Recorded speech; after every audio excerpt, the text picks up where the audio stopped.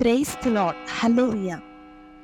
మన ప్రభువుని ప్రియరక్షకుడైన యేసుక్రీస్తు నామంలో అందరికీ శుభములు, ఆరోగ్యము, సమాధానము, సంతోషము కలుగునుగాక. మీరంతా బాగున్నారా? యేసయ్య దయలో ఆయన కృపలో వర్ధిల్లుచు క్షేమముగా ఉన్నారా? అవును, మనం యేసయ్య ప్రేమలో వర్ధిల్లుచున్నాము. ఈరోజు దేవుని వాగ్దానాన్ని పరిశుద్ధ గ్రంథం నుంచి పొందుకుందాము. ఈరోజు దేవుని వాగ్దానము: నీ కోరికను సిద్ధింపచేసి నీ ఆలోచన యావత్తును సఫలపరచునుగాక. ఆమేన్.